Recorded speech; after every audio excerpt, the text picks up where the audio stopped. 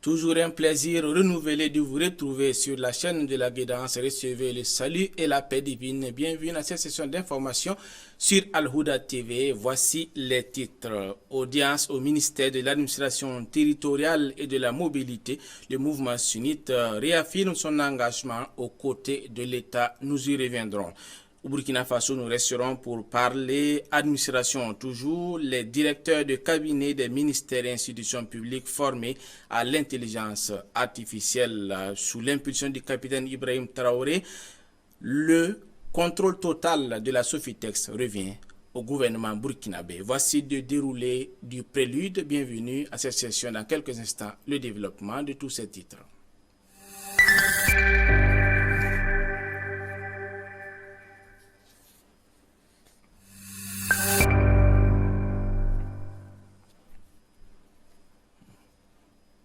Le ministre d'État, ministre de l'administration territoriale et de la mobilité, M.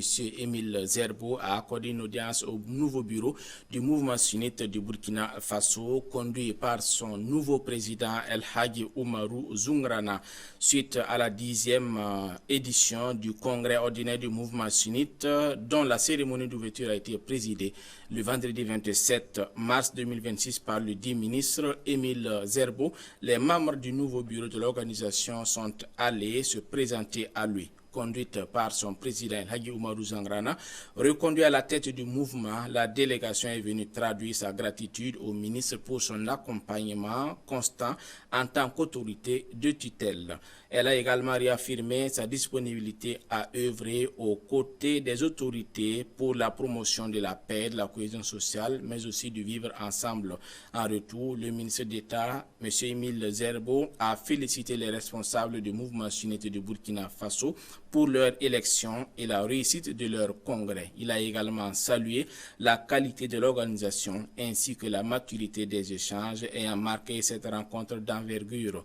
Le ministre a également encouragé les membres du bureau à poursuivre leurs actions dans le respect des textes en vigueur tout en consolidant leur contribution au renforcement du tissu social. Suivons cet élément pour mieux comprendre.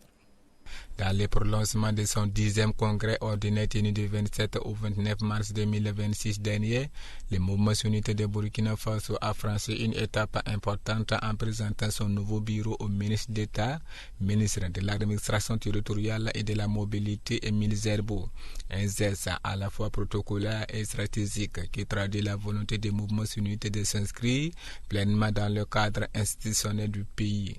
Cette démarche dépasse la simple formalité, elle symbolise une reconnaissance de l'autorité de tutelle, mais aussi une affirmation de légitimité du nouveau bureau issu du Congrès. En se présentant officiellement, les responsables du mouvement sunnite montrent leur disponibilité à collaborer avec les pouvoirs publics sur les questions d'intérêt national. Ce rapprochement intervient dans un contexte où les organisations religieuses sont de plus en plus sollicitées pour contribuer à la préservation de la paix et de vivre ensemble. À cet égard, le mouvement sunnite de Burkina Faso semble vouloir jouer un rôle actif en s'appuyant sur la dynamique créée lors de son congrès. Cependant, cette volonté de collaboration implique des responsabilités. Le nouveau bureau est désormais entendu sur sa capacité à transformer les engagements pris en actions concrètes, notamment auprès des communautés de base. En somme, entre renouvellement interne et reconnaissance institutionnelle, la présentation du nouveau bureau au ministre apparaît comme une étape clé. Elle ouvre la voie à une collaboration renforcée entre l'État et le mouvement sunnite, dans un contexte où l'unité nationale demeure plus que jamais une priorité. Le ministère de la Transition digitale organise ce jeudi 16 février à Ouagadougou une session de formation à l'endroit des directeurs de cabinet des ministères et institutions axée sur l'intelligence artificielle. Pour le ministre en charge de la transition digitale, Dr Aminata Zerbo Savané, l'IA constitue une technologie puissante capable d'optimiser les processus, d'améliorer les performances et d'apporter des solutions rapides à de de nombreux défis.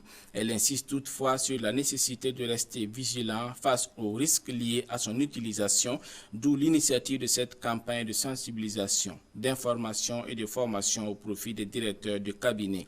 Elle vise également à promouvoir de bonnes pratiques afin de permettre une utilisation efficace de l'IA au service de l'administration publique. Cette initiative sera étendue aux conseillers techniques, au community management, aux community managers, aux chargés de mission et aux directeurs, ainsi qu'à l'ensemble de l'administration publique, dans un élément de Moussa Goula.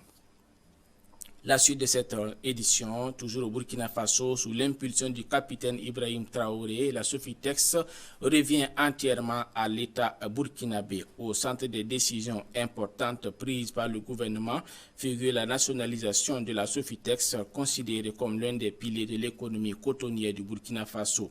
Désormais, l'État burkinabé devient l'unique propriétaire de cette société en rachetant les parts détenues jusque-là par des acteurs privés. Cette décision s'explique par les nombreuses difficultés que traverse l'entreprise depuis plusieurs années, notamment un endettement élevé, des charges de fonctionnement importantes et des retards dans le paiement des producteurs. À cela s'ajoutent des contraintes liées au contexte international, comme la hausse des coûts des intrants. À travers cette nationalisation, les autorités entendent reprendre le contrôle total de la Sofitex afin de mieux la restructurer, améliorer ses performances et sécuriser toute la filière coton. L'objectif est également de garantir un meilleur accompagnement des producteurs et de renforcer la souveraineté économique de notre pays, le Burkina Faso. L'actualité confédérale à présent, le Premier ministre malien a reçu en audience le directeur général de l'OAPI. Le Mali renforce ses liens avec les institutions panafricaines pour soutenir sa dynamique de développement. Le Premier ministre, le général de division Abdoulaye Maïga, a reçu ce jour en audience le directeur général de l'Organisation africaine de la propriété intellectuelle OAPI. Cette rencontre intervient dans un contexte de refondation nationale et la protection de la créativité devenue une marque malienne et également un levier stratégique. Entre enjeux et propriété industrielle, intégration également au sein de l'espace AES. Suivons cet élément. À Bamako, dans le cadre d'un certain nombre d'activités, notamment l'inauguration du centre de documentation et d'information sur la propriété intellectuelle, le directeur général de l'Organisation africaine de la propriété intellectuelle est venu rendre une visite de courtoisie au Premier ministre. Au cœur des échanges, la dynamique actuelle autour de la valorisation de la propriété intellectuelle dans la sous-région. Le centre de documentation et d'information sur la propriété intellectuelle est un projet structurant qui vise à renforcer l'accès à l'information et à soutenir l'innovation locale. Nous sommes venus remettre officiellement aux autorités le certificat d'enregistrement en indication géographique d'un produit emblématique du Mali qui est le bogolan. Et la troisième activité également, il s'agit de venir lancer officiellement un projet d'accompagnement de la production de médicaments traditionnels améliorés à travers des plantes médicinales maliennes. Quelques instants après, le Premier ministre, chef du gouvernement, a reçu une délégation de l'Observatoire national de la communication du Niger, conduite par son président. La délégation est venue échanger avec le chef du gouvernement sur le projet de création de la plateforme des régulateurs des médias de l'AES. On a parlé avec son Excellence sur une dynamique qui est en marche, celle des régulateurs de l'AES. C'est-à-dire nous voulons mettre en place une plateforme de régulateurs de l'AES qui doit aller dans le même sens que tous les instruments qui ont été mis en place, toutes les structures qui ont été mises en place pour que vraiment l'AES continue son envol, sa dynamique. Lors de son séjour au Mali, la délégation nigérienne a eu une séance de travail avec la haute autorité de la communication qui adhère entièrement à l'initiative. Nous avons vu en la démarche une cohérence absolue, que de faire en sorte que les trois pays confrontés aux mêmes défis informationnels, qu'on puisse se donner la main, mettre nos synergies ensemble, mettre nos méthodes de régulation en cohérence pour pouvoir faire face alors avec efficacité à tous ces actes nuisibles. Le Premier ministre a félicité la délégation nigérienne pour l'initiative qui s'inscrit selon lui en droite ligne de la vision des chefs d'État de la Confédération des États du Sahel. Après la télé, la radio et la presse écrite AES, l'idée de création de la plateforme des régulateurs des médias de l'AES est en marche. Après Bamako, la mission se rendra au Burkina Faso pour le même exercice. Parlons économie dans cette édition entre l'Arabie Saoudite et le Burkina Faso, une coopération économique renforcée. L'ambassade du Burkina Faso à Riyad a présenté les potentialités économiques de notre pays au prince Khalid Ben Saoud Al-Khalid Al-Saoud. Boukari Sawadogo, ambassadeur extraordinaire et plénipotentiaire du Burkina Faso auprès du Royaume d'Arabie Saoudite, a reçu le prince accompagné d'une importante délégation. La rencontre s'est tenue dans une atmosphère de respect et de fraternité. Son Altesse royale a réaffirmé l'engagement du Royaume à intensifier ses investissements au Burkina Faso. Plusieurs secteurs sont concernés, notamment l'énergie, les hydrocarbures, les mines, l'agriculture, les transports ferroviaires et aériens, les infrastructures ainsi que la finance. Son Altesse royale a offert sa tenue personnelle de prince royal.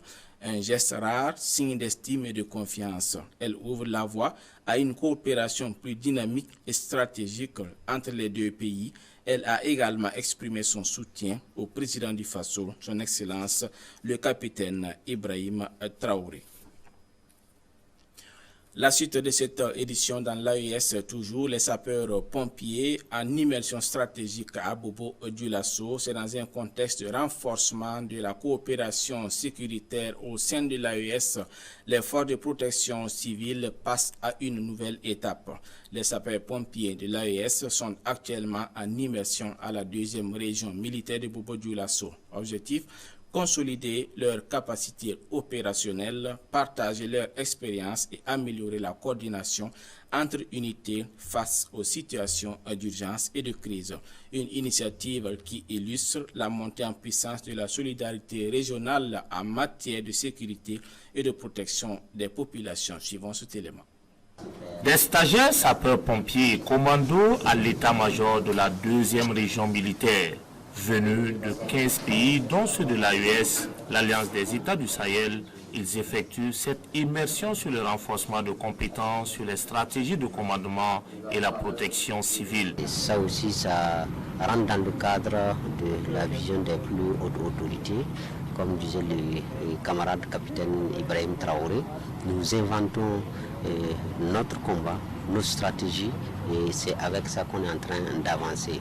Et dans ces écoles, vous prenez l'Institut supérieur de protection civile, c'était des étrangers qui géraient l'école, qui étaient encadrés. Actuellement, tout l'encadrement est national, AES, mixé, et les élèves qui viennent subir cette formation et que nous avons conçue. Cette visite devrait permettre donc d'apporter de la terre à la terre. Et c'est l'objectif recherché par les formateurs de ces immergés, qui est de transmettre des compétences pratiques adaptées aux réalités du terrain, tout en favorisant l'esprit d'équipe entre les participants des différentes nationalités. Alors, nous sommes en immersion dans la région du Guirico.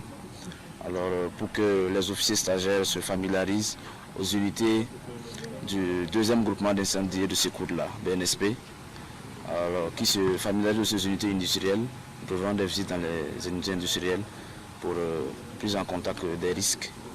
Également, profiter, leur présenter les potentialités culturelles et touristiques de la région de Guirico. Officiers sapeurs-pompiers qui sont en train d'embrasser le métier sapeur-pompier sont passés aussi pour recevoir des conseils d'un ministre aîné en la personne du commandant d'armes de la place de Bobo-Dioulasso, en la personne du lieutenant-colonel Borgou. Des stagiaires qui repartent satisfaits après les échanges avec le commandant d'armes de la place. Les attentes ont été atteintes, voire même dépassées, parce qu'avec nos connaissances ici qu'on a acquises et nos connaissances déjà acquises sur le terrain dans notre pays d'origine, là nous serons encore plus aptes à mener nos opérations dans les théâtres d'opération et également à atteindre nos objectifs fixés par la hiérarchie. Des stagiaires sapeurs-pompiers et commandos prêts pour aller prêter main forte aux forces sur les différents théâtres d'opération au grand bonheur des populations. Il faut noter que ce stage a débuté le 20 janvier dernier et prendra fin le 19 juin. L'édition s'achève ici. Merci pour l'attention accordée. Wassalamu alaikum wa rahmatullah.